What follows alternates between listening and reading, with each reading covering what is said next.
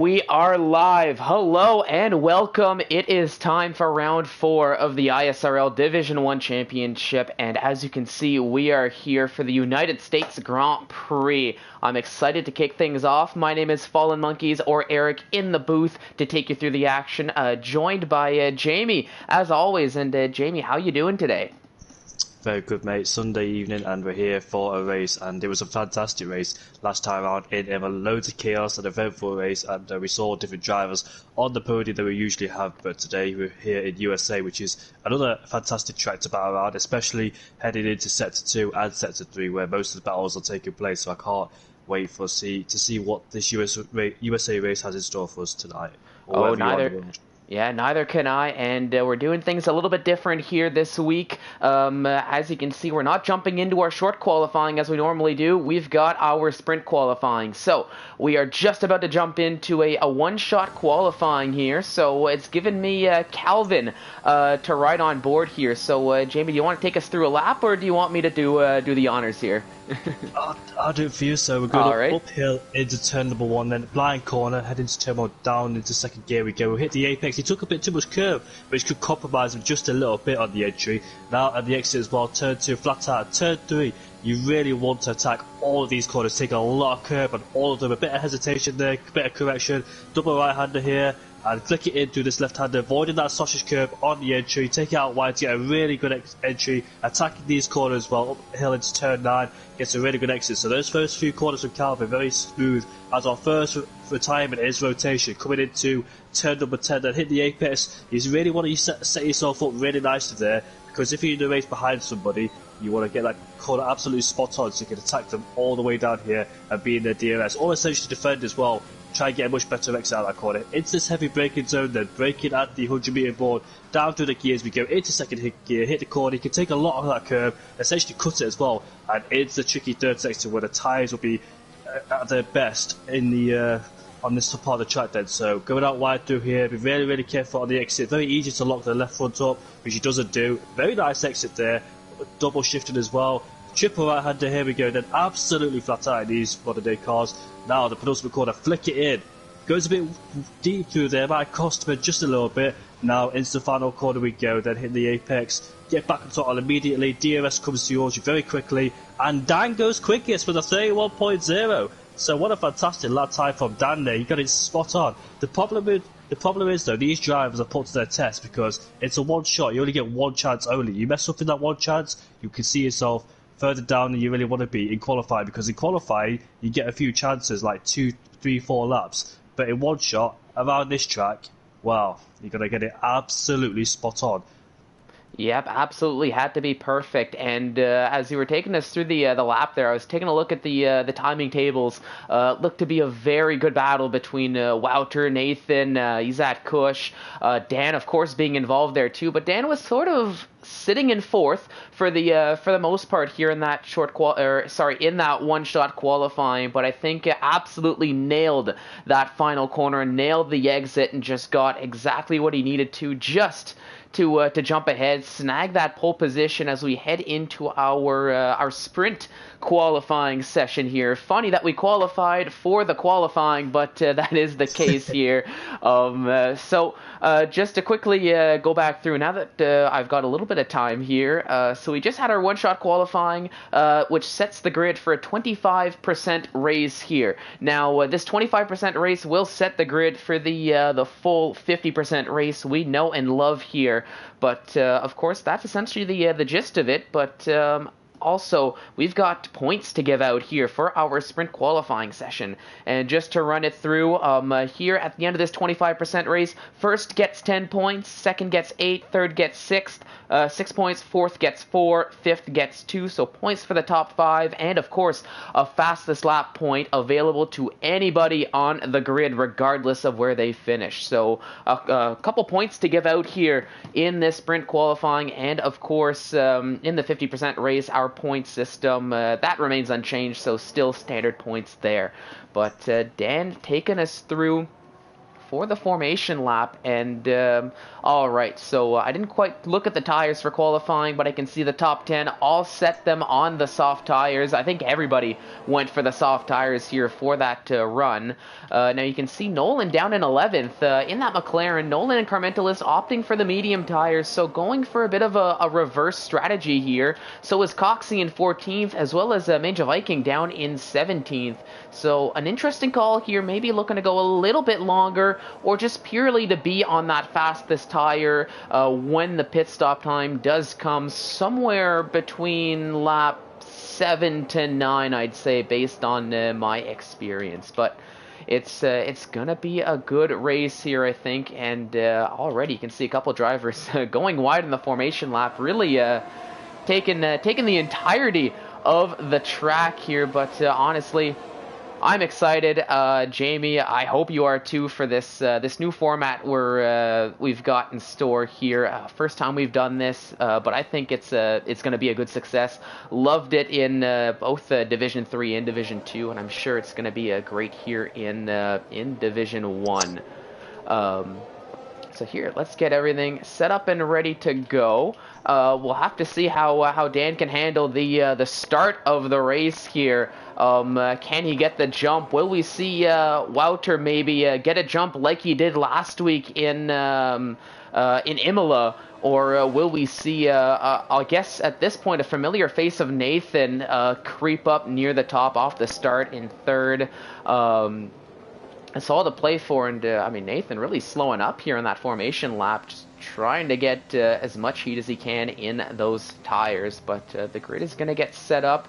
I've been rambling on here, so Jamie, any final words before we kick off our first of 2 races here?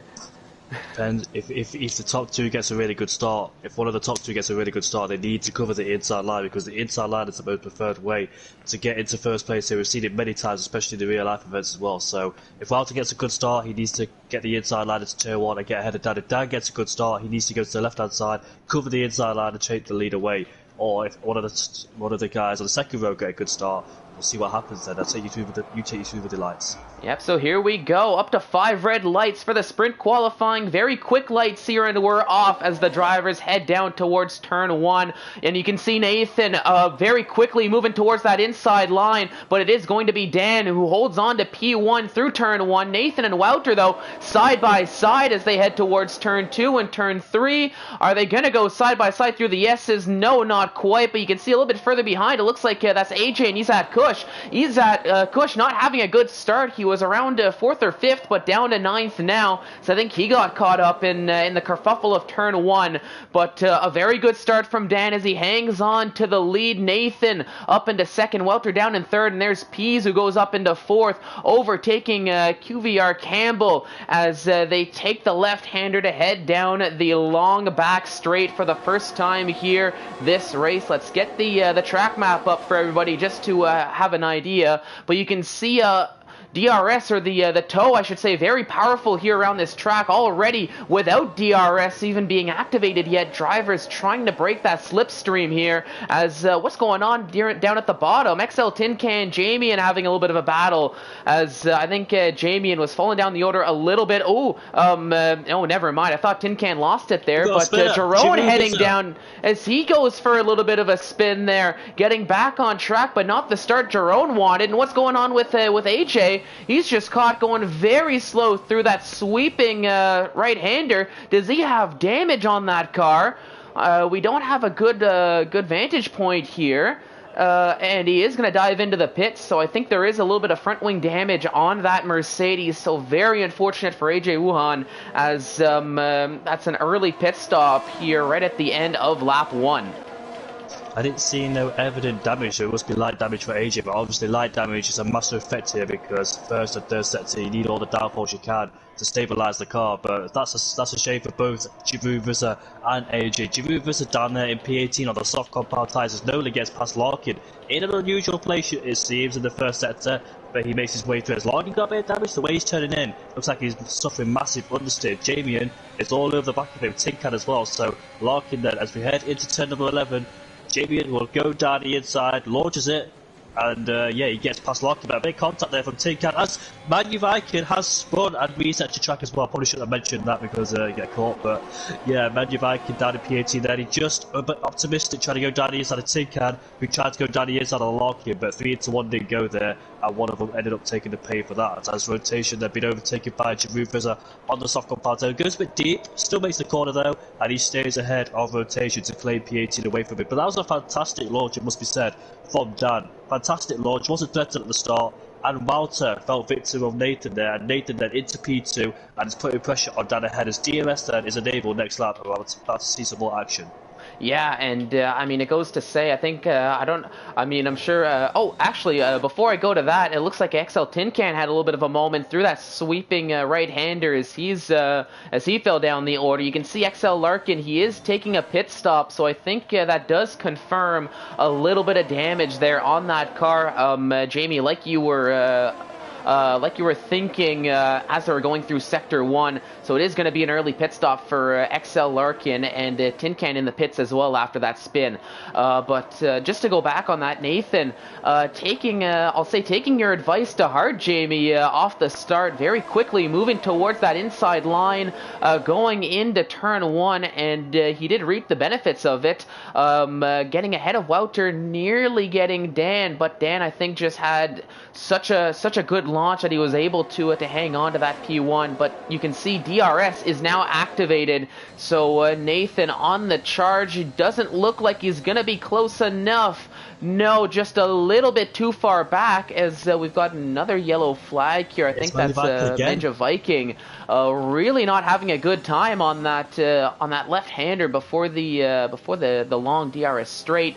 Meanwhile, Nathan JB, I'll say the other Nathan here for the time being in the Alpine, getting ahead of Calvin, as we saw there into Sector 3. So a nice little move from Nathan, I'd like to think there, because of course not an easy spot to overtake through Sector 3. I figure we'll see a lot as they well, actually, hang on a minute. What's Nathan taking a very early pit stop here? Ariel Nathan in the AlphaTauri.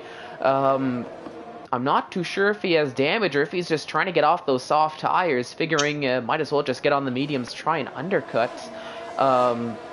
We'll keep an eye out on that, and we'll have to see if that possible undercut works for him.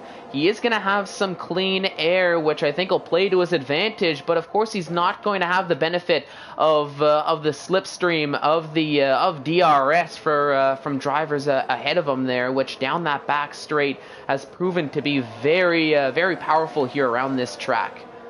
Pulling the pin very early is Nathan. Like you said, he's got nice clear air. His next target is rotation, who's 6.8 seconds ahead. Will presumably come into the pits very soon. So Nathan then, he needs to make the use of that clean air and maximise the performance of his medium compound tyres to undercut down in front. He's pulled the pin very early to do that undercut, and obviously it's a 25% race, so these tyres can go towards the end because there's only 10 laps to go at the end of this race. So Jamie then has overtaken Nolan, but they're going side by side, and they both have DRS as well. Nolan trying to go around the outside. Jamie though takes the track position away and is in 11th place ahead. That was a crucial move for Jamie because he's on the soft compound tyres, and he should be quicker at this stage with those softs. So let's see what Dan does then. Will he respond to this undercut threat by Nathan? He makes his way around the penultimate corner now. He's under pressure for Walter. Is he going to head into the pits? No, he's not, but Walter is, and so is Pease, QVR, Campbell, his teammate caught because they can't double stack, and Isa Kush goes through as well. So those three into the pit lane immediately. Yeah, and I think it's a bit of an interesting call here to take a pit stop this early, but I do think based off of what I've noticed here with the races, based off of just generally how DRS seems to work. We've mentioned it, Jamie, time and time again here on the stream here from previous races, where if you're that third car behind, you're kind of stuck in no man's land because you're getting DRS on the car that has DRS, so you're kind of you can't really make much of a move. You're kind of just stuck where you are. So I think the likes of Nathan, and now like we saw Wouter, Wouter and Pease, QVR Campbell, who reacted to that. I think a lot of it is just get on a different set of tire, try the undercut, and see if you can make those medium tires work, just to not try something instead of nothing. Now, as I was mentioning that, I was watching Wouter just to see where he was. I noticed Nathan having a little bit of a tank slapper on that on the exact left-handed corner before the long back straight.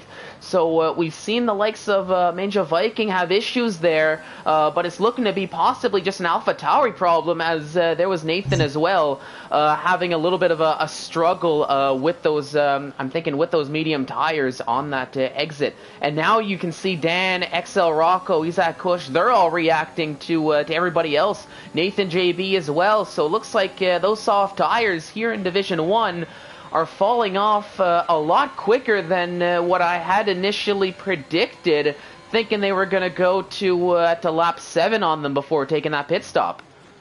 I can see Dan go from a net P1 down to a net P5 because look at these cars, all 4 of them. But there goes Dan then. Has he taken first place away? Yes, he's still, but he goes deep into turn 1, and Nathan then with the switchback, with better tyres as well, or with tyre temperature, gets past Dan, so the undercut has worked. But the thing is though, Dan, he didn't lose too much time. I thought he really joined down in P5 and net P5 behind QVR Campbell because these guys pulled the trigger 1 or 2 laps earlier. So Dan then didn't lose too much time. He's on the fresher tyres out of all 4 of them, and he's got Wouter right behind. So he needs to get these tyres warmed up as quickly as he can. Obviously, he needs to push as hard as he can as well because these new tyres, he needs to he's going to struggle because he hasn't got that much information as Nathan and the rest of them. But Nathan is sitting duck on the straight. We've got a Mercedes spun in the Alpine, spun in the first sector. But here comes Dan then, has to use the ERS because Wouter's behind. There he goes on the left hand side, Wouter goes on the right hand side, and Nathan essentially can't do anything. He's a sitting duck on the straight, and Dan has got past Wouter as well. Yeah, so Dan getting past Wouter and Nathan. As you said, Nathan just a little bit of a sitting duck, and that's the difference between having that rear wing flap open for DRS and not being able to open it as the driver ahead, just to show how powerful it is down that back straight. But it looks like Carmental is taking a pit stop. Coxey, though, is going to be staying out a little bit longer. But you can see all eyes here, at least as far as the stream is concerned, is on this next grouping of cars from Dan all the way down to what looks to be effectively Isaac Kush, I think, as who is that? That's XL Rocco and QVR Campbell having a little bit of a position swap there. The 2 teammates in the Aston Martin having a little bit of a battle there. I think they're going to be leaving a lot of room, you would hope there. Don't want to be compromising each other's races, especially with Isaac Kush lurking behind, waiting for his opportunity to strike here. Down in 8th, but it's you can see it's a nice little train of cars that we've got here. It's going to prove to make for a lot of overtaking action heading down that back straight. Isaac Kush, though, he's going to go for it a little bit early down the inside of that left-handed corner. Who was that? That's XL Tin Can, who says enough is enough there for the race. But we've got a drag race here between the Mercedes and the AlphaTauri, or sorry, the Aston Martin, I should say. But it's going to be XL Rocco who gets ahead. I think he gets the just a little bit more of a launch, but yeah. So Tin Can out of this race. He said enough is enough, and he's gonna be starting from P19 here for that feature race. Meanwhile, Nathan and Wouter going side by side there, and you can see Pease. He's looking for that opportunity as well, but just I don't think he's got room to get it done there. Not with that outside line, but. He might just, I think now he's taking that step back. I think he's going to try it with DRS, see if he's got an opportunity here. But for now, Dan officially retakes the lead of this race with Nathan in second and Wouter rounding out the top 3 here. But I think still a little bit more movement here before the end of this sprint qualifying session. And crucially, Dan has pulled a 1 second gap over Nathan and co. So Nathan's low on the ERS where Dan can potentially use a bit of it to try and keep ahead. He's 1.3 ahead. So Nathan and on the back foot has had to think about defending for Wouter and the rest of them behind, because while those two were having a fantastic battle down in the middle and third sector, middle and last sector, sorry, Dan was able to pull away because Nathan went down the inside into turn number 15 and made the move stick. But now here comes Wouter there with more ERS and straight line speed. He's going to get past Nathan, who's derated on the straight, and there he goes then, pulls to the left hand side and retakes P2 away from Nathan. Will Pease try and go down the inside? Nathan outbreaks himself almost and hits the back of almost Walter, but managed to stay away from Walter's car. But can Walter close in on that 1.3 second gap? Because Dan looks comfortable because A, more EOS, and B, on essentially fresher tyres as well. So he's in a really good position. All thanks to Nathan and Walter battling. And Nathan then having traction issues coming out of turn 15. He's got P's all over the back of him. So then Nathan then are sitting duck on the straight with the lack of EOS as well. Yeah, and I think, I mean, just going back to that, with that gap, as you can see it closing, to be fair, now that Wouter's gotten a little bit ahead, but just not enough to be able to get DRS down this start-finish straight. But I do think P's attempting to go for a move on one of the two drivers, I think a lap or two ago, did also help a little bit, as not only were they battling amongst each other, Wouter and Nathan, well, they also had P's to worry about. Meanwhile, Dan being ahead, he could just drive his own race, not have to worry too much. It's worked out for him for about a lap, but you can see Wouter through the S's, through Sector 1. He has closed that gap, and it looks like he is going to be within that crucial 1 second mark at the DRS detection zone. So let's see, is he going to have the launch down the back straight? Is he going to be able to get the overtake done? I'll be honest, I don't think he will. He doesn't have much battery in the tank to work with to help him with that extra little jump, but he's closing the gap, putting pressure on Dan here, which is very crucial for that pole position to start the feature race here, the 50% race, but also to maximize the amount of points you can gain here with that sprint qualifying. Oh, Dan having a big moment there, as we saw, and that's easily allowed Wouter to get ahead. It's a gift for the McLaren driver, and Nathan getting up into second as well, as Dan was trying to get back on track. A crucial, costly mistake from Dan here. 5 laps to the end of the sprint race that sees him now down in P3 and under a lot of pressure now from P's right behind him. I was aboard with Carl Mensless and Nathan keeping out those guys, because Carl Mensless has a brand new set of softs, and obviously he wants to make his way up with the grid as he can on those soft compound tyres, getting past the mediums as well. But was it like a Nico Rosberg situation in 2015 where he just lost traction out of turn 15 there? Yeah, that was essentially exactly what it was. Just a bit of an unforced error. I think just maybe getting on the power a little bit too quickly, feeling that slight pressure from Wouter behind, and just losing the back end. But thankfully for Dan, he was able to keep it out of the wall and avoid extra damage to the car. But still, the position loss. I'm sure he's not too happy about that. But he's going to have to, you can see down in P3, he's been able to keep P's behind him as he's stuck within DRS. But looking behind here, Carmentalis, he does get ahead of Calvin. You're mentioning, you're keeping an eye out on that. But Carmentalis up into 8th, but he's got a 3.5 second gap to close up to that next group of cars, which is, to be fair, the lead runners here from Izat all the way up to Wouter now.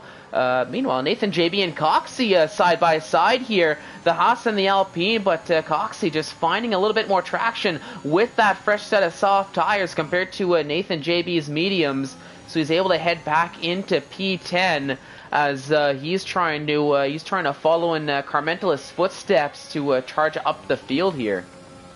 Issa Kush, he's lost in this DRS train. He's desperate to try to find a way past me. He just can't do it. He's trying different moves this section into turn 1. He was just too far back to make that move on the both Aston Martins in P5 and P6. But Dan, now he's in the worst place to attack for the lead, because he's behind Nathan and Walter, who's just stuck in that DRS train along with Pease and QVR Campbell, because the top 7 then all stuck within each other, and it's very difficult to overtake. The only people who can really overtake each other is the top 2, but Nathan and Walter then back in first and second. We're about to see what these two could do in the last 3 laps of this race. Really crucial for them if they want to take pole position. They'll be starting the front row together if it stays like this, but Nathan then having DRS on Walter. Let's see if he tries to go through move on the straight. Pulls out to the left hand side. He knows Walter's derated because of that flashing light on the back of the McLaren's car, and he will not go down, will he? Nope, he doesn't go down the inside on this occasion. And behind, no one's making a move here. It's just they all stuck in one place. and Commensler stays ahead of Calvin. They both exchange positions on the last lap. Both Williams drivers, Commensler's go from mediums to softs, and it's working out for him so far. The gap's gone down to 2.8, but I doubt he can overtake these guys once he gets there because the tyres will be gone. But look at that, Calvin and Coxey. Coxey going down the inside of Calvin. He did the exact same thing to Nathan, and now he's done it to Calvin. So Coxey then making the use of those soft compound tyres and moving up to P9. Yeah, and that was a great move from Cox. He's looking very confident through Sector 3, through that corner section in particular, getting 2 moves done, using those soft tires to his advantage to get the overtakes done. But next up is Carmentelis, so it's going to sort of even out the playing field as both of them are closing up slowly but surely to this main group of cars. And I mean, at this point for both these drivers, it's about it's not about getting to the front, it's about just seeing what they can do, how many drivers can they overtake, if they can catch up in time. Lap 12 out of 14, so about 2.5 laps, I would say, 2 2/3, I guess.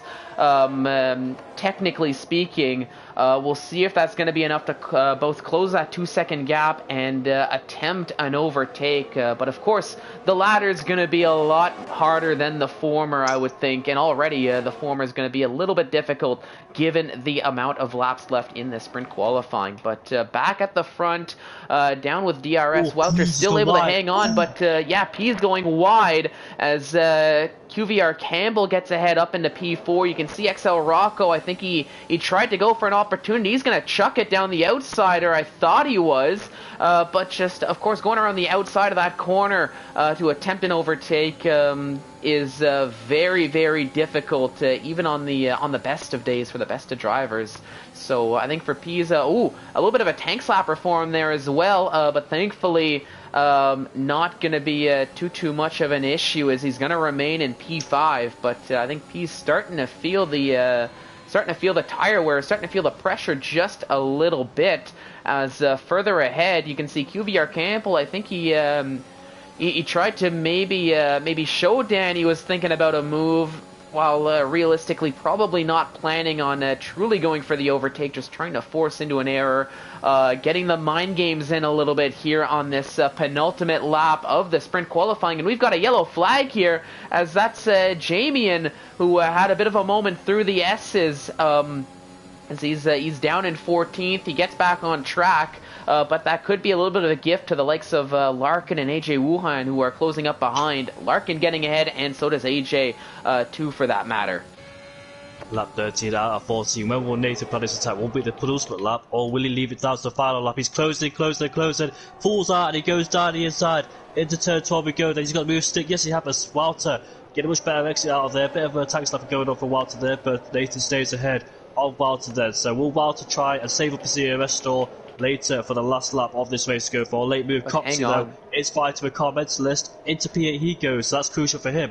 But P's got a 3-second time penalty. He could find himself down in P8 if he's not careful, because Coxey is just almost there. That 3-second range, I'm not quite sure. But Dan has caught a 3-second time penalty, so he'll be dropping down to P7. So that's a shame for him after starting P1 in the sprint qualifying. Yeah, very much a shame for both Dan, who has 3 seconds, Pease as well with 6. As with the grid so close together, it's going to be a bit of a tumble down the order for those two drivers. We'll have to see where they end up, as drivers are taking around the final lap of this sprint qualifying session. It is Nathan in P1 for the moment, but of course he can't count Wouter out here, as he's going to have DRS down that long back straight. We've seen it time and time again, and I mean, to be fair to the McLaren driver, this might be. But what happened to Nathan there? Nothing. He wanted the DRS. My guy wanted the DRS. He backed out before the DRS line. And guess what? He's got DRS. So I think Nathan's playing Wouter there just a bit. Wouter hoping he'll get the DRS and slipstream on him. But it's the other way around. And Nathan then, he'll go, pulls out to the left-hand side. And yeah, easy move there from Nathan. So, okay. And there goes Dan, too. So Dan alongside with Wouter, but Wouter able to fend off, but I think the damage is already done.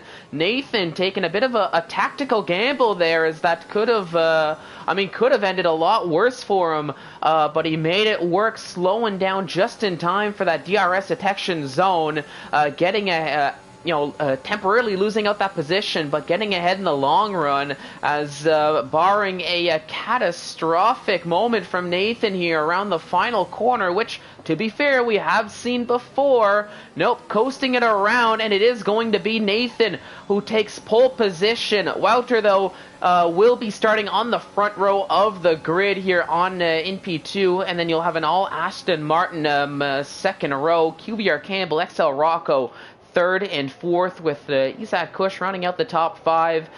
For Dan, it started off so well for him, but at the end of the day, he will be starting on the third row alongside Isaac in P6. With Carmentalist and Coxey occupying row 4, the soft tire runners there for the end of the session, with Calvin and Pease falling all the way down to P10 after those penalties that really bit them there here in this sprint qualifying session. It's nice to see both Aston Martins up there as well, because I know QVR Campbell has had a bit of a shock a few races, it must be said, but he's up there in P3. Let's see what he can do for the race, because I know he's had the pace, but he just couldn't show it after mistakes happening. Some not his own, because in Austria he was up there, but obviously Dan's wheel was disconnected, and he was just at the wrong place at the wrong time, and also in Imola where that massive accident happened with him and his teammate. But hopefully it don't happen again, and we'll see what QVR Campbell could do from there in P3. And also with Dan's penalty, he's in P6, he gets a second chance as well, it must be said, because we've got the race coming up, and same with P's. Let's see what they two could do for the race. Dan looks like he's got the race pace, but obviously penalties kicking in as well, and that little mistake he did at turn 15 cost him a lot, and it ruined his momentum and form, and obviously he got himself that 3-second time penalty as well. So we'll see what he could do for the race in P6 there. Yep, we'll see. And speaking of the race, we've got that coming up for you in just a few moments. We're going to be heading back to the race lobby to allow them to get the grid set up here for that 50% race. Allow the drivers to take a little bit of a breather, but just to run through, it is Nathan starting on pole position, and equally, just as a little added bonus, getting to Ariel Nathan getting to add an extra 10 points to that reserve pool of points that he's got here. Wouter snagging 8 points in second, QVR Campbell snagging 6, XL Rocco snagging 4, and Isaac Hush snagging 2 points here. Trying to keep an eye out here, and Manja Viking from not having a sprint qualifying to remember, he does snag the fastest lap points, so it is still a point for Manja Viking here at the end of the sprint qualifying. So you know what? That's still in a way a success here for the AlphaTauri driver, even though it might not be the result he was hoping for. But it was a great sprint qualifying, a great 25% race here. Honestly, I don't think there was a moment where personally I sat here thinking, well, this might get a little bit lengthy. It was just battles overtaking through the entirety of the 14 laps, and this has got me a little excited, or even more excited, going into the full 50% race than it was even before loading into the session. We'll see if Nathan can continue that string of runs he's had starting on pole, or if Wouter can get the jump from second, sort of like what we saw last week when he was in third. And of course, our defending champion, Isaac Kush, after really, I'll say all in all, maybe not having a race in Imola to remember, albeit the solid result. We'll see if he can. We'll see if he can bounce back here in the 50% race, starting from I believe it's P5 there for the Mercedes driver. But we're getting the grid set up.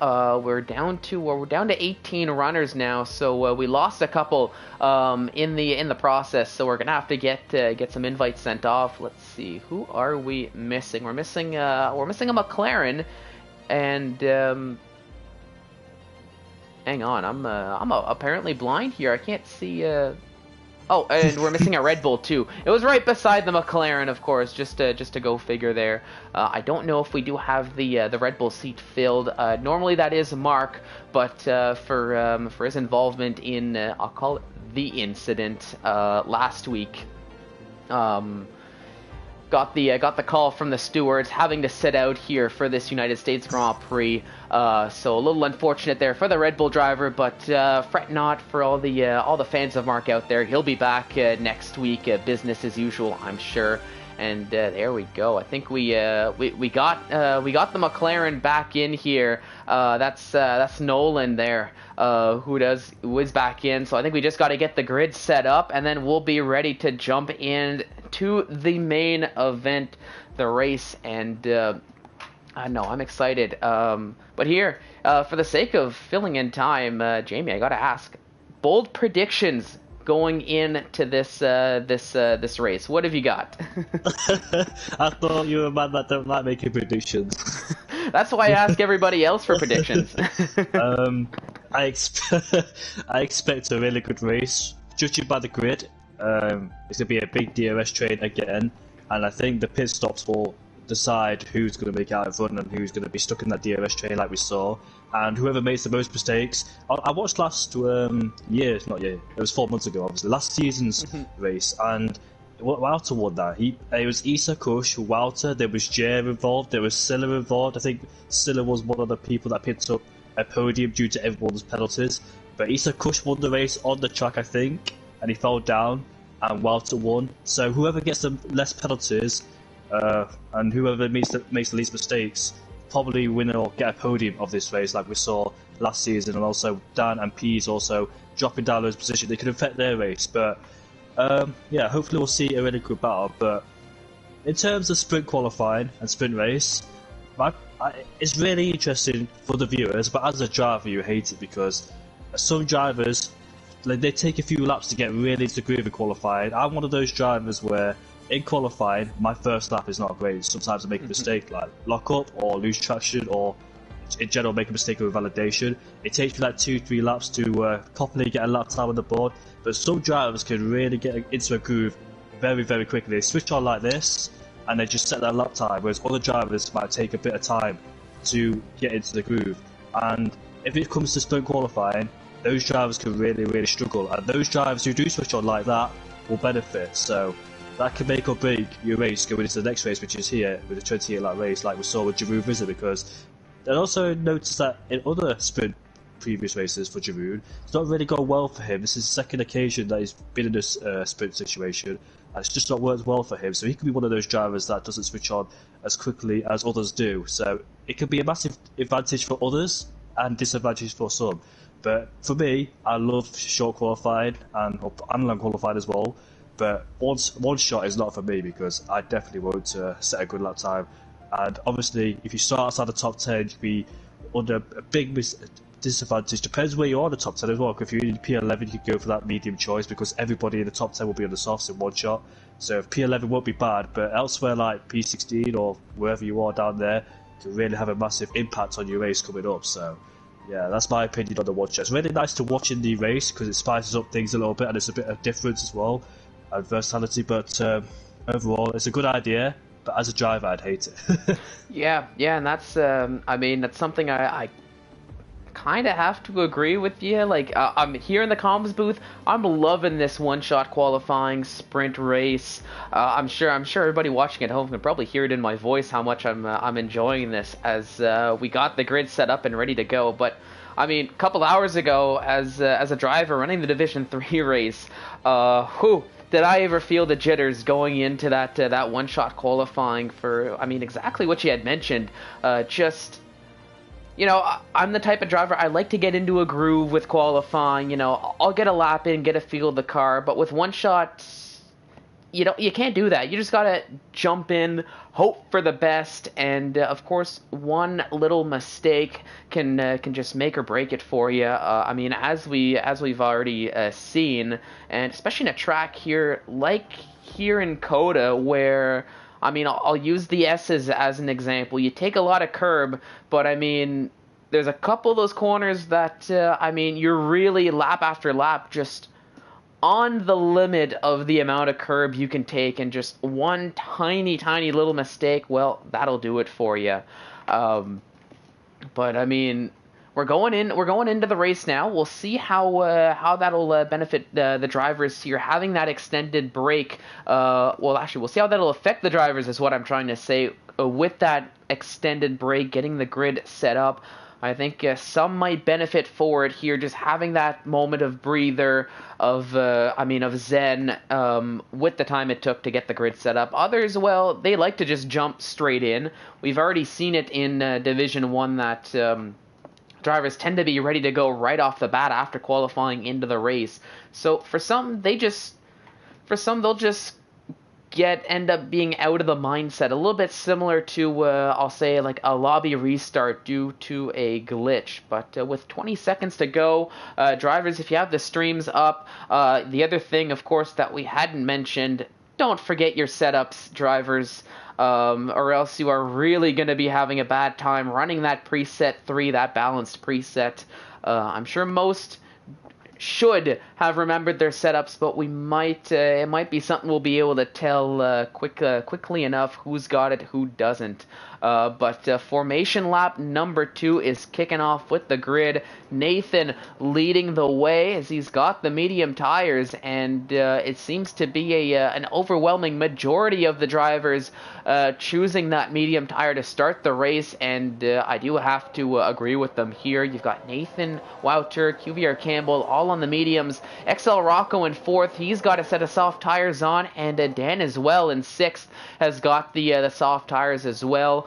I mean, I completely understand for Rocco knowing, I'm sure knowing his teammate put on the mediums, just running alternate strategies there to not overlap on their pit stops. I think Dan, from falling down the order, I'm sure he feels he's got the pace, so just get a jump right off the bat on the soft tires, just have that extra pace compared to those ahead, and see how that works out for him. Also, AJ in rotation down in 15th and 16th on the soft tires as well. I think a little bit of a similar call here.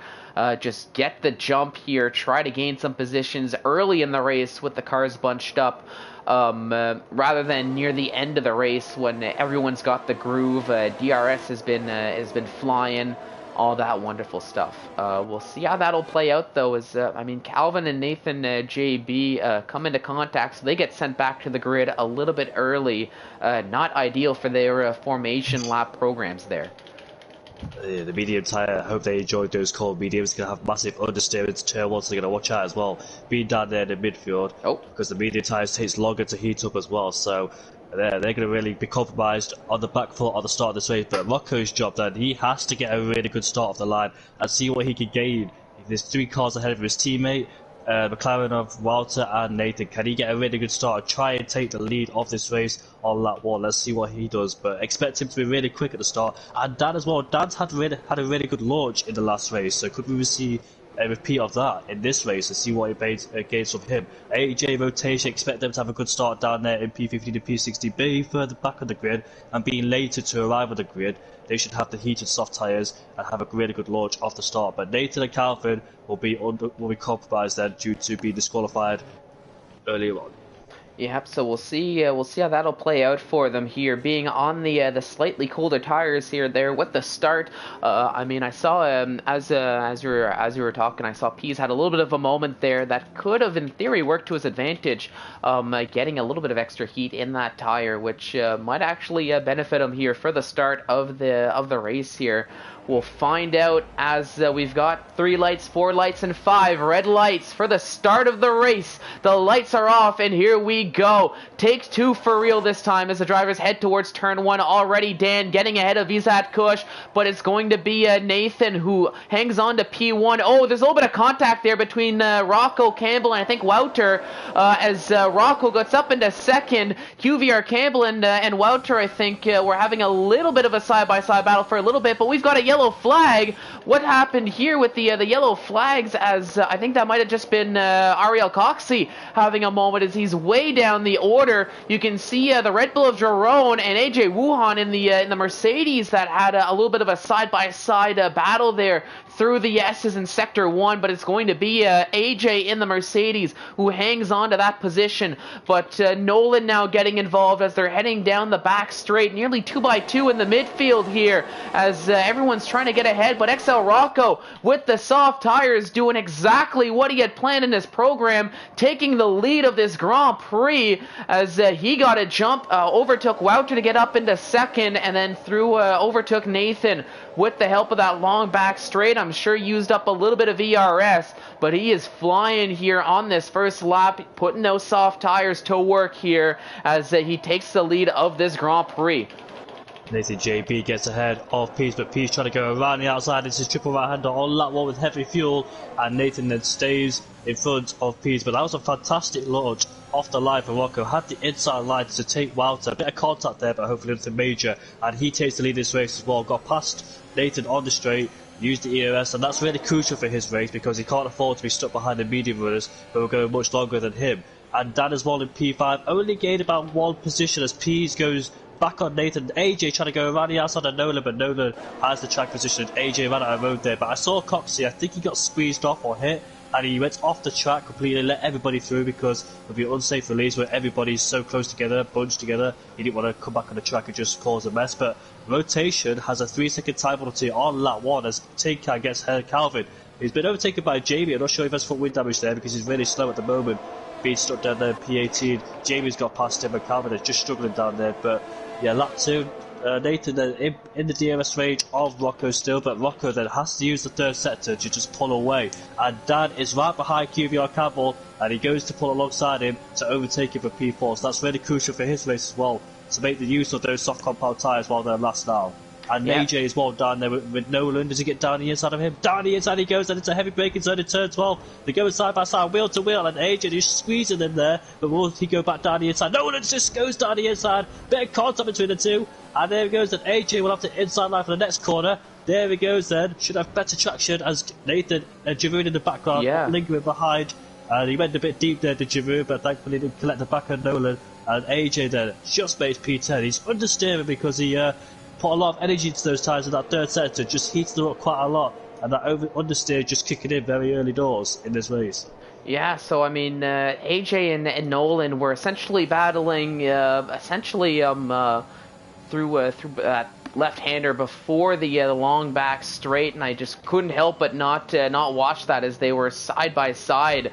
It was a drag race down. Nolan initially had the jump, I think using a little bit more battery, but AJ just kicking it to the inside, going for the move down the inside, and made it work for him. Meanwhile, here comes Jerome capitalizing. Oh no! And there was a little bit of contact between Jerome and Nolan. I don't think there's any fault for any drivers, at least from my initial view. Looked like a racing incident. Nolan just not taking I'll say not taking the best line through the S's. Jerome carrying so much more momentum, went for the overtake, and I think it was just the different angles of the cars that just came together, and the wonderful contact model doing the rest. But for Nolan, unfortunately for him, it's a DNF, and I mean that car looks like it's still moving, and that looked to be a retirement on track, which not ideal for Nolan there, as that could get you in trouble with the stewards later on. Yeah, sadly for Nolan, that just not worked out for him whatsoever, as Coxie then overtakes Calvin for P17. But at the front, Rocco's pulled a 2.2 second gap, which is really important for him. He's used a lot of ERS as well to try and pull away, but Dan, he's right behind Wouter because he needs to make his progress away through the field as well. And let's see then, into turn 1 we go. I think he's a bit too far back to make any sort of pressure on Wouter, so he needs to set himself up in the fast S's section to try and set himself up. And Pease is right behind Carmentis in P7 after having a really good sprint from going from mediums to softs and using that soft compound tyre to his benefit. And the two brothers of Nathan and AJ as well, also closer together. AJ taking different lives on Nathan there to try and get the best of X's, but in this section you're going to really feel it with the understeer and the tyre pressures as well, because on the soft compound tyres it's really bad for overheating. You see a lot of cars sliding on those soft tyres as well. good measure as well. But AJ goes off the track there, so he needs to be careful not to pick up any more warnings. But Dan then is right behind Walter. He needs to get a really good exit coming out of turn number 11. Use the ERS that he's got to his advantage, and the DRS as well. Walter's got DRS as well. How hard will Walter fight this? Not a lot. I think he'll just save the ERS. And has he got the overspeed to overtake 2 for 1? Nathan goes defensive on the inside line. Here comes Dan then into turn 12. We've got Nathan's got the inside line to defend with. And yeah, Nathan in P2 stays ahead. And AJ overtakes his brother for P9. Yeah, but I gotta say, for Nathan in second, I think that was a very good heads-up maneuver, heads-up play from the AlphaTauri driver of Ariel Nathan, realizing that Dan had the overspeed on Wouter, and to essentially defend accordingly going into that hard braking zone.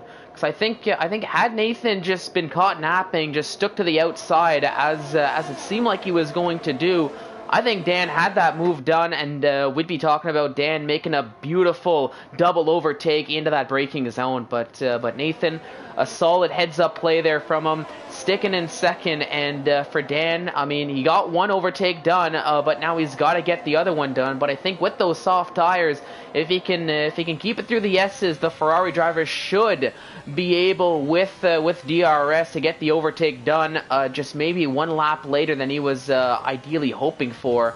But I mean, you gotta hand it to Rocco here in these early stages. He's built a 3-second gap to Nathan behind, so really putting those soft tires to work here, as we said before, and it's paying dividends for him here in this stage of the race, albeit still early. But here comes Dan with DRS, getting the overtake done well before the braking zone slots back in, and that is Dan up into P2, so we can start trying to close that gap a little bit on Extel Rocco, down to 2.8 seconds now, and I mean, possibly could be bringing the likes of Nathan and Walter with them if they can stick with Dan with those medium tires. Yeah, I saw Tinkan overtake Jamie into turn 1, and it was actually Manu Viking, and Jamie got past Manu Viking as Calvin goes down the inside of Coxey into turn 15, but Calvin gets out of shape and allows Coxey to stay in P17, so we've got some midfield action to go in there, because Javu Vizza also overtook Nathan for P10, and Larkin on rotation as well. Those two Alpha and Mayo seem to be struggling at the moment because they've both got penalties to their names, so they're going to watch out not to collect any more penalties, because they could hamper their race towards the end, especially with the late safety car like we saw last season, where most of them got caught out, especially Isa Kush, where he lost all that time at the end of the race and put himself off the podium. But yeah, Nathan then sticking within Dan's DRS range. On those soft tyres, they were good in shape. On those soft tyres now, starting to come to the end of their peak performance. So let's see then, will Dan be under pressure there from Nathan? You can see Walter under pressure from QVR Campbell as he starts to close in, also on the McLaren driver. But then Nathan should have DRS on Dan. Can he get a really good exit coming out on turn 11 to set himself up on the straight and get him down into turn 12 then? We'll see. Using the ERS to get a really good boost out of that corner, and using the DRS now, how hard will Dan fight this? Is he going to defend to the inside line, try and make Nathan go all the way around the outside? No, he's not. He's sticking on this line, and it's an easy move from Nathan there. QVR Campbell lurking in the background, just trying to overtake Walter. Oh, bit of contact being made between Walter and Dan, as Walter then tried to, I think he tried to go down the inside. He just broke a little bit too late and collected Dan's rear tyre, but thankfully no major contact and no loss of front wings there for both of them. Yeah, lots of excitement there going into that braking zone, but in terms of overtaking, not much happening all in all. Just Nathan getting ahead of Dan with DRS, and I mean, if you're looking at the gap now through sector 3, that's Nathan overtaking and building just under a 1 second gap. So to go back on what you're mentioning, Dan wiggling that car a little bit there. I think I'm not too sure if he's trying to break the toe or just, visibly frustrated with the amount of time it's taken for him to get up the field. Because I think that's the difference between Dan and Rocco. Rocco was able to get ahead quick enough and just run in clean air, so he can keep that gap to around 3 seconds like we've seen through the entirety of this race. Dan, meanwhile, he's been stuck in dirty air. He's been stuck having to battle some drivers here to work his way to where he is, not getting up the grid as quick as he would like. And I think that's where we're starting to see Dan maybe start to fall off a little bit with those soft tires compared to XL Rocco. But we've got a yellow flag here, as that's for Calvin, who had a little bit of a spin, gets back on track here, but a little bit of a gap that he's gonna have to close up there, assuming he hasn't taken any wing damage in the process, which it didn't look like there was any visible damage. But of course, as we said before, any form of damage, whether it's visible or non-visible, can really affect you, especially here with all the corners here through Sector 1, through Sector 3, and I mean even trying to get the car rotated in those hard braking zones before and after that long back straight of Sector 2. But as we start lap 8, Rocco still leading. The gap is closing ever so slightly to 2.8 now compared to 3.2 one lap ago. I think Dan has been able to cool the tires a little bit as he's trying to keep within 1 second. But I do think some of the drivers are just getting into their, the long-term game. But that's not stopping the likes of Rotation getting ahead of Nathan JB with those soft tires. Nathan trying to fight back, but wasn't able to close that gap up as Calvin, second driver to retire out of this race. He says enough is enough as he retires in the pit lane there.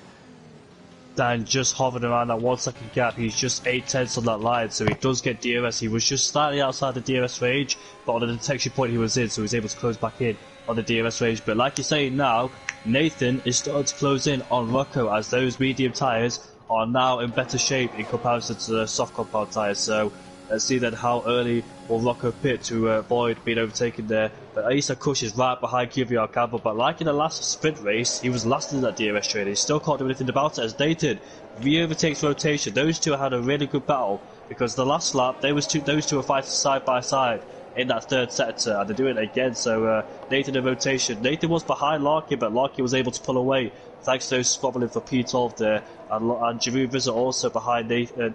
AJ, who's on the soft compound tyres, so expect his tyres to start to come to an end soon, as Nathan's 2 seconds behind, so he's gained a lot, as Dan is outside the 1 second range of DRS, so he'll be vulnerable then, because he hasn't got DRS to the back of Nathan to protect himself from Walter and the rest of them behind. So Dan then will have to think about defending the position from Walter on this straight, as Nathan then pulls away. As Giroud Vizza then goes down, or before turn 1 actually, he's actually made the move before turn 1, so goes up into P9 and ahead of AJ, and they need to start thinking about closing the back of Carl Mendes and Pease and get himself in that DRS train.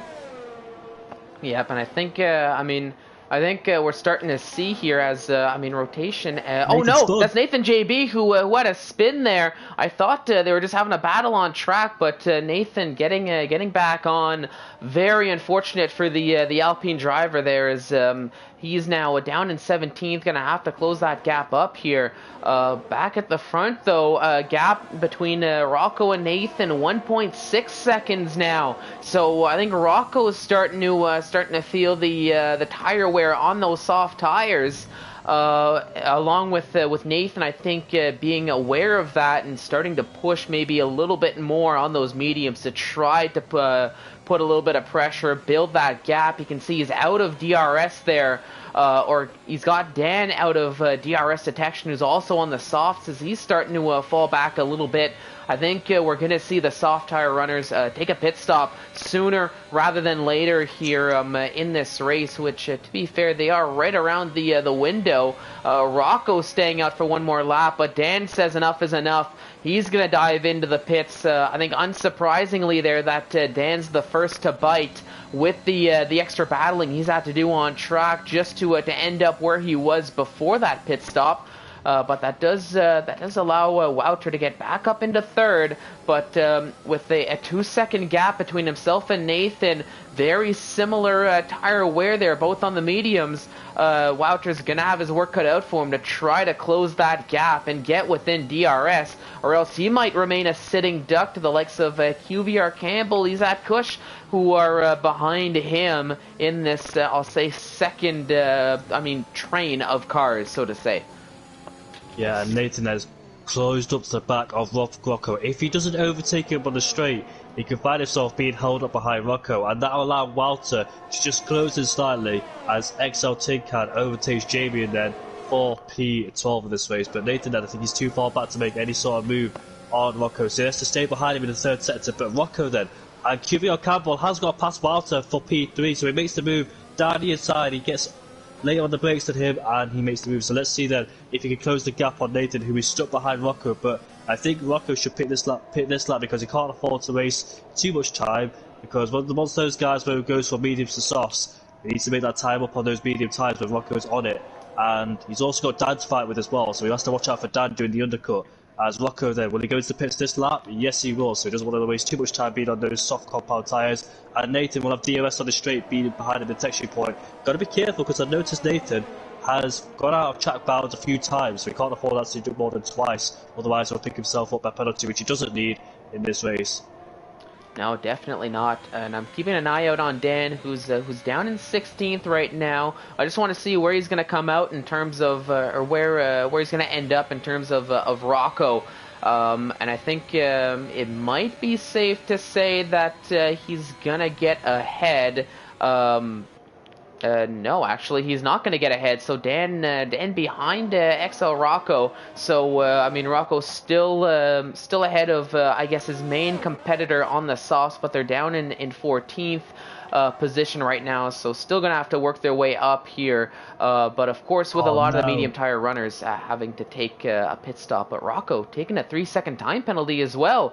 That's going to be added on to his time. So not ideal for him. Isaac Kush, meanwhile, right up on the back of Wouters. He's going to try to go for it around the outside. Not quite going to work, as overtaking around the outside of that corner, very, very difficult, as we saw there. So Wouter hanging on to that P3 as they're still all battling. Meanwhile, Manja Viking falling down 2 positions. I think both Rocco and Coxie got ahead, but here comes Rocco. As you can see, side by side, a little bit of wheels touching there between the two drivers. Around the outside goes Rocco, and I think with those fresher medium tires, that's all Rocco needed to get the overtake done. As I mean, for a move we saw Coxie do a couple times in the sprint qualifying, he's on the I guess he's on the receiving end of that overtake rather than the giving end here this time around. As Rocco already gaining 1 position, and rotation, the last of the soft tire runners to take a pit stop here, as he's going to put on a fresh set of medium tires now. It's really important for... he hit the back of him, Dan on the Manu Viking, but it's really important now that Dan has to overtake these two. I don't think he's got any front wing damage, because there's very, very slight contact between the two of them. Just the difference in tyres and speed there, carrying more speed than the other. But yeah, it's really important that he gets past these two as quickly as he can, just like Rocco did, so he doesn't lose too much time to Rocco there. And Manu Viking put a massive fight on Coxie there, because last lap before, Coxie and Manu Viking were fighting, but Coxie overtook to try and stay ahead of Rocco. But it was inevitable that Rocco was going to overtake anyway, being on those fresher, medium compounded tyres. So let's see then if he overtakes him on the straight. Rocco is right behind Jamie and Tinkan. There goes Jamie on Tinkan, and Rocco will just wait in the background. Dan goes on Manu Viking, and he's got enough overspeed to overtake Coxie, so 2 for 1 there. And yes, he does it this time in P12, and Tinkan still fights with Jamie around the outside, as Rocco is just sitting back. While these two are fighting, Jamie and Tinkan, this could really bring Dan into play, because while these two are squabbling and blocking the road for Rocco, Rocco's going to try and go do it. Jamie one gets past, they go side by side now. Into turn, the triple right hand, there we go. Jamie on the outside, Rocco in the middle, he can't do anything about it, it's just a roadblock. And this will allow Dan to come even closer. Rocco goes around the outside of Jamie, because Jamie got put into a cute angle, carrying less speed there. He's got to pass one car, now he has to get past onto the other car. But look at that, there's Dan in the background, so it's gained a lot of time on Dan. There goes Rocco on Tinkan, so finally he's got the traffic cleared, and now it's Dan's turn to try and overtake these two. How hard will these guys fight against? Because they're running their own race. They don't really care about guys behind on fresher tyres. They just want to fight amongst themselves, and that's how hard they put up a fight. But it was a really good fight. No contact made, and rotation retired in the pit lane. Yeah, but no contact made between these guys. Really good wheel-to-wheel action there. Rocco played it very safe. He didn't get involved in these guys' battles and just let them play it out and wait for the other one to lose a position. Yeah, but that was, I mean, it was a great sight to see. I mean, for Rocco, we got the overtakes done. It was a little bit later than what he would have ideally liked. I mean, we saw he definitely went for it, but just a lot of these corners just as we all know, going three wide, it's really really difficult to get done in these Formula One cars, especially trying to go through the corners. So for Rocco, he just had to play the patient game. Dan, meanwhile, he does get ahead of Jamie one with the help of DRS down that long back straight, gets up into P11.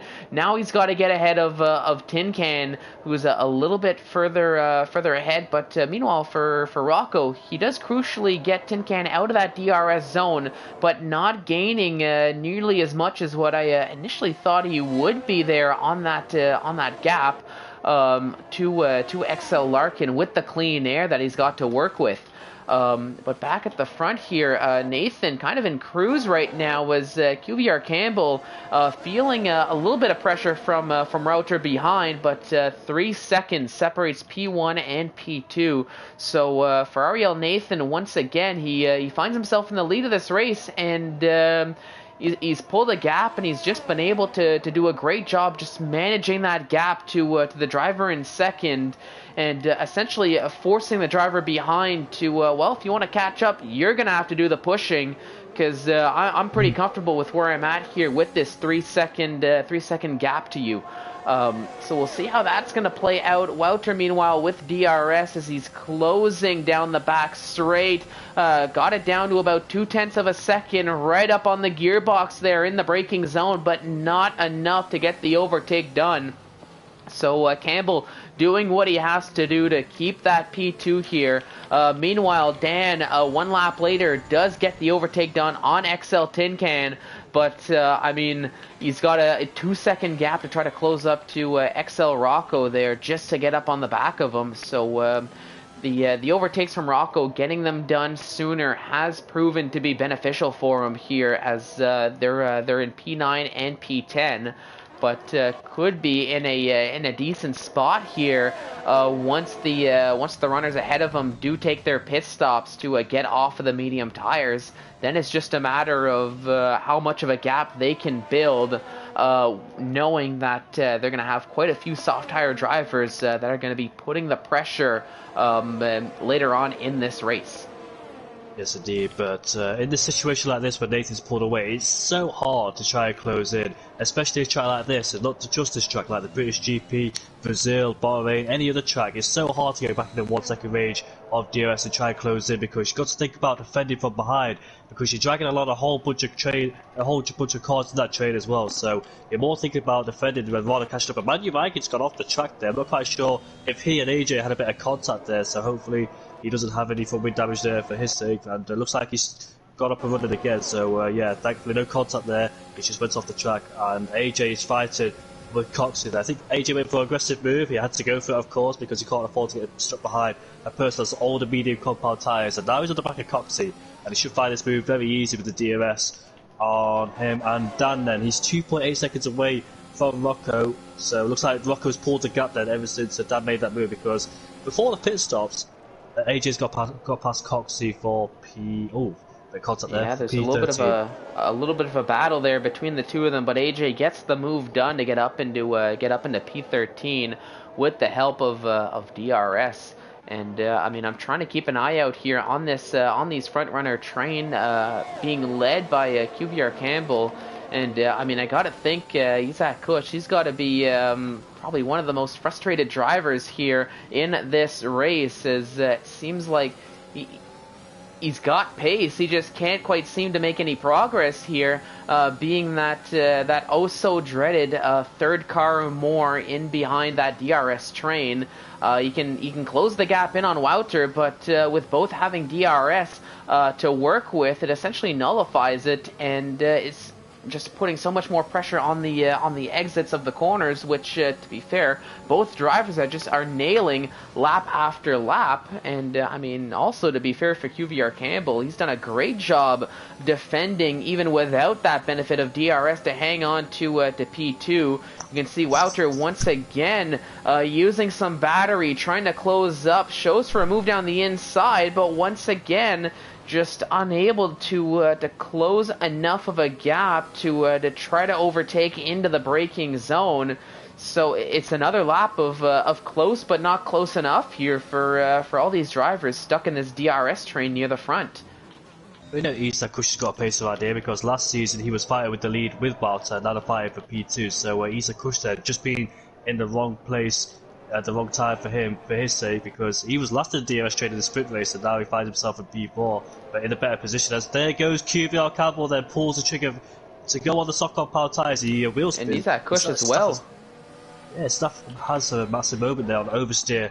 Did QVR Campbell, but managed to make it within the speed limit. So Wouter then really has to push as hard as he can to ensure. But Dan picks up a 3-second time penalty. I believe that's his first one. Yeah, it was his first one because he never won in the sprint race, so not to get confused with that one, of course. But let's see then how AJ's, or who was it? Larkin's also pitted as well. We've got a few people pitted there. JB is pitted, Manuvike is pitted, and Nathan's pitted then. So we're seeing some pit stops of some action. If it was short qualifying, you wouldn't really see this much action because most of the pit stops would have been done around lap 8 or 9. But obviously, with the sprint qualifying helping, it's allowed them to put on a brand new set of tyres, and they went for the medium compound tyres, go for the long range, and now they're on the soft compound tyres. The QVR Campbell then finds himself in P9. He's found a bit of traffic ahead of him, which is Tinkan. He's 1.3 seconds behind, so it's really crucial for him, for his race, to get past Tinkan as quickly as he can.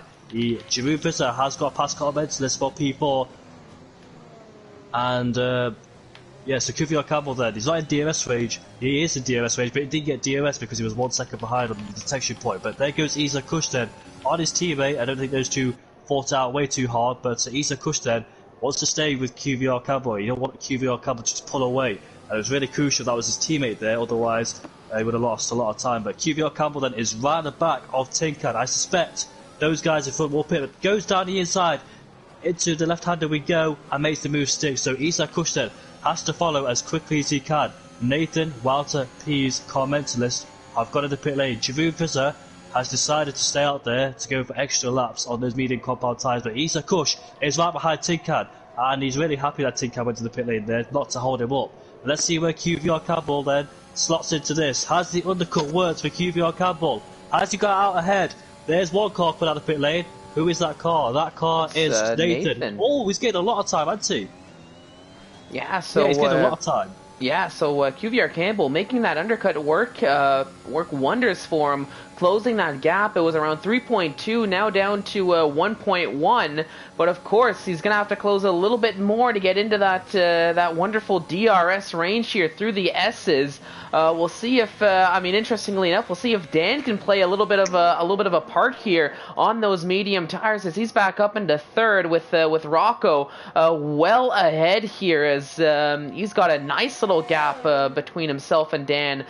Here comes Nathan though with DRS closing very quickly, and gets the overtake done. Meanwhile though, for QVR Campbell behind, he wasn't able to close that gap enough to get to DRS. You can see Isa Kush though right behind, as he came very close there. But similar to what we've seen before, not enough to get the overtake done. But crucially though, for the Mercedes driver, he was able to leapfrog Wouter, who finds himself behind in P7. So I think, I mean, in a way, that is still a it is still a win for Izat in the Mercedes, as he was able to leapfrog the McLaren driver of Wouter, who he was just stuck behind, unable to get ahead with that DRS train. But now you can see it's Jerome taking that pit stop just one lap later, as he's going to end up way down the order here, but going to try to use those slightly fresher tires to his advantage. I mean, QVR Campbell and Isaac Kush getting ahead of Dan in the process through turn 1 and turn 2. P's putting a lot of pressure here on Wouter, as they're on similar soft tires. So we'll see how this battle's gonna play out. But Dan, I think he's, you might be possibly questioning that strategy a little bit now, opting for those soft tires. Just seeing how seemingly easy it's been for a couple of these drivers to get the overtake done. But he is in DRS range now of Isaac Kush, so that'll definitely help out. But here comes Izat on QVR Campbell down the inside, and he does get the overtake done. Is that going to be a switchback attempt from Campbell? I think he thought about it, but wasn't quite able to get the execution in. So he's up into third, but it's a 2.9 second gap now that he's closing up, or that he's going to have to close up to Nathan, who's already brought that gap to under a second between himself and XL Rocco. So Nathan flying on those soft tires as he has been the entirety of the race. You can see right up behind the leader now. Is he gonna have enough to get the overtake done? As also gets a fastest lap to boot. So I mean, just confirming how much Nathan has just been flying here on this circuit. Pease goes down the inside of Dan into turn 1, and now it's Walter's turn because Pease got past Walter on the lap before on that straight, and now crucially for him, he's got a car in between himself and Walter, which is Dan. Dan's going to really hold up Walter here on those medium compound tyres. We're going to hold his performance, so Pease has to pull away as quickly as he can before Walter inevitably makes that move on Dan. You can see he's bunched up behind him, just like Nathan on Rocco as well. And also Javivas got past AJ on the last lap. There goes Walter then. They go side by side, and they both have DRS because of the DRS range of Pease. But Walter, 1.1, did he get himself in that DRS range? Crucially for him, we're about to find out. No, he does not. But there goes Nathan on Rocco then, overtakes him. But we didn't mention that Nathan picked up a 3-second time penalty, so he has to pull out that 3-second gap, which is about 2 points. There goes QVR Campbell back on Isaac Kush there for P3 of this race. Dan being overtaken as well. Walter, he stays ahead of Walter. He had DRS as well. Did Dan, because Walter did not have DRS on Pease. It was actually Dan who had DRS, and he was able to fight back with that DRS, but inevitably on those soft compound tires. Dan goes, I thought he'd go back down the inside there, but Walter then has that track position and stays ahead. But Walter has cost himself 1.5 seconds, and that's the gap for him behind Pease. But Pease, 1.2 seconds behind Isaac Kush and QVR Campbell. Can he find himself in DRS range of these two? Because these two continue to battle is allowing Pease to come ever so closer. And also, it's not helping QVR Campbell at all because he's getting himself outside that 3-second range of the penalty zone that Nathan has. Yeah, but we know with those soft tire runners, XL Rocco, he's got that gap for the moment, but it might end up falling just a little bit. But if QVR Campbell can keep ahead of Isaac Kush by the time they do catch Rocco on the mediums, that could be a huge benefit to QVR Campbell. Maybe not for terms of closing up to Nathan, unless he's got a lot of pace for QVR for Campbell. But I mean, just in terms of keeping Isaac Kush behind, if you can get your teammate to do you a favor a little bit in terms of trying to defend from a driver behind, it could allow QVR Campbell to try to solidify, or at the very least, maybe not catch on track, but try to catch that with that gap there that with the penalty Nathan has. But Isaac Kush, though, he's aware of that. He gets ahead of QVR Campbell with DRS. Meanwhile, Jerome, he's flying on that ever so slightly fresher set of soft tires as he gets ahead of Dan, and you can see Carmentelis very close to that Ferrari. Carmentelis, he went for it down the inside. I think Dan left the door open ever so slightly. Carmentelis takes advantage of it and essentially caught Dan napping a little bit. But we have AJ out of this Grand Prix. Is that going to bring out a safety car? A virtual safety car is out for the moment. Dan taking a pit stop very wisely to get off of those mediums. He's going to try to level the playing field a little bit. But is this going to convert to a full safety car? I don't think so. I think it's going to stay a virtual safety car. Yeah, Dan, with that time reduced loss, is able to put himself on a brand new set of soft tyres. And let's see what he can gain to them. Will Jamie get ahead of him? He's having to obey with the speed limit, does Jamie. But there goes Dan, obeys the pit lane rules and regulations, and Jamie just gets ahead of him. So those two will be fighting for their race, and Dan trying to get himself back in that top 10 then. So Rocco will be under massive pressure because Isaac Kush is right behind. Could Rocco do his teammate a massive favour here in P4 for QVR Campbell. Can he try and hold himself up, hold Isa Kush up, and put him into the back, further into QVR Campbell's clutches? But there goes the virtual safety car then, and Isa Kush would want to make this move as quickly as he can. Rocco's using that ERS he has, but he's barely got any left to use, and there goes Isa Kush there, but will Rocco to get back down the inside of him? Yes, he does. To go all bit of wheel barging there, as you can see, and XL Rocco slightly ahead, but down the inside goes Isa Kush back on him in this third sector, where you'll see a lot of fighting going on, as you can see right now. He has the inside line, but Isa Kush, can he do a switch back on him? No. XL Rocco, with some amazing defending and attacking, stays ahead of Isa Kush, and Isa Kush would not want this whatsoever. He would have wanted that move made as quickly as he possibly could at that moment of time. But he's going to stay behind Rocco, sadly for him. So let's see then, as DRS is now unable for him. Will he try and get him into turn one and pull away from him in the first sector? How hard will Rocco defend then, as Isa Kush gets a better exit with DRS and overtake enabled? Rocco goes defensive, Isa Kush goes down the inside, as bit of contact as Rocco goes off the track and he's spun.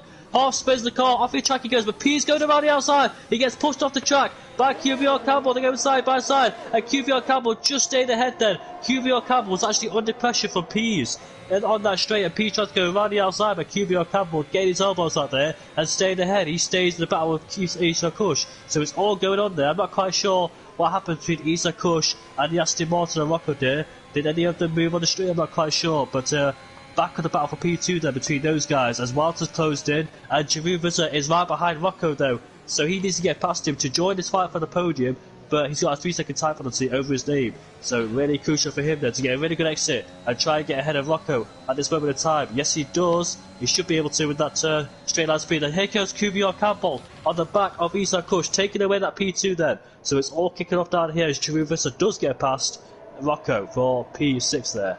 Yeah, it's all going to go off here for the final few laps of this race. Nathan kind of driving a race of his own in P1, but it's behind where all the action has taken place. QVR Campbell running in second right now. He's trying to close that gap as much as he can. I mean, if I go back to that overtake between on Izat and Rocco, it looked like Rocco tried to show the inside defense, but Izat said, well, there's still extra room on the inside line, so I'm going to go take that, and I'm going to take the inside line. I do think there was a tiny little bit of a move trying to get back on the racing line into the braking zone, but I think once again, the contact looked to be more just the contact model of this game that really doesn't seem to like wheels making contact with side pods from what I've noticed. I do think that was just another one of those that unfortunately Rocco ended up on the wrong end of. But you can see Pease, he got ahead of Wouter through that, right up on the back of Izat Kush, but he finds himself in that famous third spot with DRS. But is he gonna have the run? It looks like he will, actually. It's gonna be a drag race inside line from Pease as he gets ahead. As far as the timing tables are concerned, can't get the double overtake on QVR Campbell though, but for Pease, he's up into P3, Izat in fourth. You can see Carmentalist and Jerome did get ahead of XL Rocco through all of that, as well as Rocco staying out on those medium tires. Not quite working out too much for him, it seems, but I mean, compared to where Dan is from now, it still seems to be the decent call to have stayed out. Looking at Dan, who's down in 10th, 2 positions behind. But as we start lap 25 here, Campbell's still doing all he can to try to keep everybody behind. Pease is closing with DRS. You can see how close Pease got there to the rear of that car, but just not enough to get the overtake done, as Manja Viking taking a 3-second time penalty that will be added on to his time. But Dan taking a fastest lap here on lap 25, so he's flying with those fresher set of tires. So I mean, he's gonna have a gap to close, I think, to his teammate, but I mean, might still be able to salvage an extra point out of this if he can hang on to that fastest lap here between now and the end of the race. But as the drivers head down towards the back straight here in this lead pack, is P's gonna have enough over speed here? He's getting close. Down the inside he goes, and it is going to be an overtake. So Pease does get up into second, but can he build enough of a gap here to keep that P2? Even with the penalties he's got, or will Campbell be able to overtake either on track or on penalties? We'll find out here with the final few laps. Of course, with the likes of Isaac Kush and Wouter putting a lot of pressure as well behind, but being cars 3 and 4 in that DRS train, they're kind of once again they're stuck just watching, hoping for a mistake here between now and the end of the race. Lap 26 out of 28, meaning no virtual safety cars, all safety cars could come out. Nathan's really happy about that, because his worst fear on those last few laps is about a safety car coming out, because if that safety car came out, you got the likes of QVR Campbell, Isaac Kush and Wouter without a penalty, and also Tinkan, Coxie and Nathan could gain up loads of places due to everybody in front of them. But QVR Campbell, as I talk about penalties, has just picked up one. So Isaac Kush or Wouter can pick up a penalty if they don't get one. But Major Viking has retired in the pit lane, so we won't see him take part, because I noticed he'd be struggling a bit. But Pease goes off the track coming out of turn 10, so he'll pick up another warning. He can't afford that. So Isaac Kush and Wouter can fight for second place, because those two have not got a penalty. So there's a battle for those two. So those two could get a podium. Those two can't get a penalty or whatsoever, otherwise they'll be in that position in P4, P5. But on the straight, here we go again. QVR Campbell right behind Pease. Will he go down the inside into turn 12? No, he stays behind, and not many moves being made so far. So this time last year, Isaac Kush would have had a penalty, but this time he doesn't have one. Hopefully for his sake he doesn't pick one up, because he drove a fantastic race and on the verge of taking P2 away from Pease and QVR Campbell as well. So let's see then if he can manage to hold it in from here and not pick up that penalty. Yellow flag set to one. That's just Major Viking's car coming out of the garage to retire, which on the track, I don't know why it does that. He should retire in the pit lane and not come back on the track. Yep, but I mean, of course, that would be the ideal case here for this game, but unfortunately, not quite the case. But thankfully, though, with Major Vikings' car, as much as it does pull off on the track, it was nowhere near any other cars to cause any chaos here in the final few laps. But penalties on your screen for those watching at home. Nathan with 3 seconds, but he should be in the clear, barring any catastrophes here, any moments that allow that gap to close back up. Pease, though, with 6 seconds of penalties, so not ideal for the Alfa Romeo driver there. QVR Campbell with 3 seconds, but with the gap so close, Izat and Wouter, if they can just stay within this DRS range here, stay close enough, they might be able to snag a podium here for both. For both the runners. We'll keep an eye out on that as drivers are on the penultimate lap. QVR Campbell, though, with DRS does get ahead of Pease here on this penultimate lap into that braking zone with a move we've seen time and time again with the down that long back straight with DRS. You can see Jerome, though, in the background, though. He wants to get involved here, maybe play a little bit spoiler here for some of the drivers behind on that. To be fair, 1 lap fresher soft tires than the runners ahead of them there. But we'll see how that's going to play out as they come around the final corner and have 1 lap to go here in this Grand Prix. Nathan driving a stellar race here, as we've seen time and time again in the lead. QVR Campbell taking turn 1, but he's got the pressure of Pease, Izat, Wouter, and Jerome now behind him, all trying to chase down near the end of this race. You can see Jerome getting close, but he does have a 3-second time penalty that'll be added onto his time. So I think really just possibly hoping to play spoiler here for those drivers ahead who are driving a clean race. put some pressure, maybe force them into a penalty themselves. But of course, Wouter, Izat, they know what's at stake there. The championship points here with the final lap. I'm sure they're gonna do all they can to keep those wheels on track, not take an unforced time second penalty here near the end of the race. But P's closing. Pease. Yep, down into the braking zone, but QVR Campbell braking early, trying a switchback move. Does he have it in him? No, not quite, as he came close, but just could not find the traction on the exit of that corner. So P's in second, but I'm sure for QVR, knowing the penalties there, maybe not as gutted as he would initially be at first glance. But Nathan there's Nathan slowing down across the line. He takes the victory here. P is coming around second on track. Oh, QVR Campbell going for style points across the line there. As I almost thought he was going to hit the wall right before the line and take a very, very tough DNF, but not quite the case. Does get gets across the line and then explodes the car to save. But Izat in second, Wouter rounding out the podium after penalties. But what a race that was here. Tons of battles, as you can see. I think that was Nathan JB once again trying to cross the line in style as well. But whew, my goodness, what a race.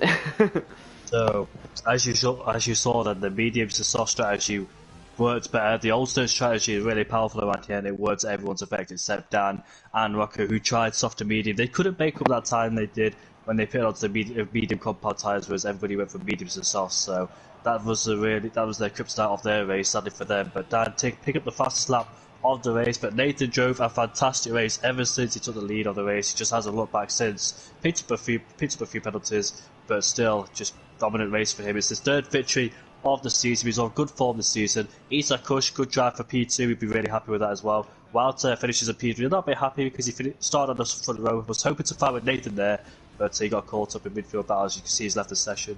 That was Giroud actually. QVR Campbell finished in P4. Chiruvas from P13 on the grid, finishes in P5. So good job for him. P's in P6. Rocco in P7 in the Aston Martin, doing from soft to medium. He opens up comments, this is one on the last lap. Larkin in P9 ahead of his teammate Dan in P10, who set the fastest lap of the race. Jamie in P11 ahead of Tinkan in P12. Nathan in P13, Coxie in P14. Major Viking in P15, AJ in P16. There's your DNS below, sadly for them, who didn't make it. But that was a fantastic race here in USA for the fourth round of the season. Yep, an absolutely fantastic race. Nathan from first to first. He had to work for it there for a little bit, but once he retook the lead, did not look back. Izat starting in fifth. I was saying earlier in the race how he must have been a very frustrated driver, just constantly finding himself third car in the train, fourth car in the train, but kept his head down, did what he had to do, and it's a solid P2, a solid haul of points for him for that Mercedes constructor as well. And Wouter, he had the pace. Did start in second, but it's still a podium for him. Still P3. A fantastic race. QVR Campbell, fantastic drive. Jerome though from 13th up into P5. That's a solid drive from him there after a bit of a disappointing sprint qualifying, given the pace that we know Jerome had. And correct me if I'm wrong, but I thought Jerome had a moment earlier in the race that saw him down the grid. Am I mistaken? I can't remember now. I actually don't know, to be honest. I definitely remember him spinning, but I actually can't remember if it was the sprint race or the actual race. It must have been the sprint. That's why he started further down and he would have wanted during this race.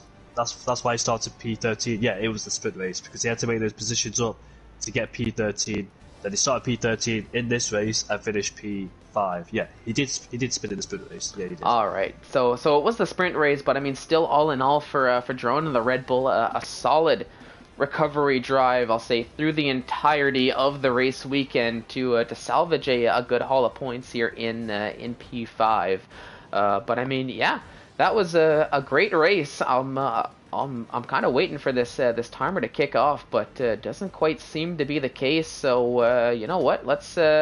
I'll get the race director up here. I don't know. Let's see. Let's see. Do we get the drivers jumping in? No drivers jumped into the podium either here. So we'll give that just a little bit here for the interviews here. Well, there's all the warnings as I'm gonna go down. Give the race director, I guess, for everybody here, if we get them in time. We'll see how that goes. But yeah, all in all, a great race, I think. I mean, I enjoyed it here, especially with the sprint qualifying as well. Really added an extra, I mean, I'll say an extra layer of complexity. I know we were discussing earlier how some drivers like it, some not so much. But I mean, for myself in the commentator's booth, I loved it here this week with the extra racing, and I mean, the sprint race alone really, really gave me a lot of hype just watching the battles, watching the overtakes here. I was worried that it was going to be a little bit of a coast session, but not the case at all here. With drivers really going for it just for that starting grid, and of course jumping into the race itself. I mean, they just picked up where they left off here with the battles, all the overtaking. It was great, is essentially what I'm trying to say. And the next race as well, we go further up north, which is your home country, Canada. Yep, and that's going to be a good one. Honestly, I think it's going to be the best race of the calendar, and I fully promise there is zero bias whatsoever with that statement. Yeah. I see the race around Canada for quite a while in terms of commentary. I raced it, so it's very interesting to see what happens there in North America, see what that has to bring on. I think it's on the real life calendar this year as well, because we've not seen it in 2020, have we? Or yeah, I mean, it should be on the real life calendar. I mean, I'm really hoping it's on the real life calendar, as I've been waiting 2 years to be able to use my tickets that we bought in 2020. Yeah, canceled because of you know what in 2020. Canceled because of, well, the same you know what in 2021. But hopefully we're good to go for 2022 in the real life Grand Prix. Get to see the new cars, and I mean, you know, we're definitely going to be good to go next week for round 5 of the championship at Circuit Gilles Villeneuve. Should have been. In Canada, well, we should have been Sebastian Vettel, but you know, yeah. Yep. Yep. I mean, you'll hear it next week, as I'm going to dub that corner the Vettel chicane. That's the reason why.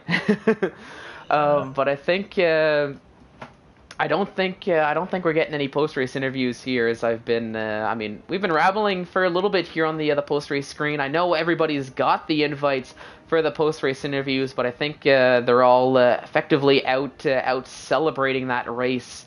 So I think we'll end off the stream. So I mean, before we round things off, Jamie, any last words? Been a pleasure to commentate with you again for the 4th time this season. We're back at your home Grand Prix for Canada next week. Perfect. Been a pleasure to have you in the booth. Ladies and gentlemen, thank you so much for watching. It's been an absolute pleasure to be able to take you through all of the action here. But on behalf of myself, Jamie, and everybody here at ISRL Esports, thank you so much for watching, and have yourselves a fantastic evening.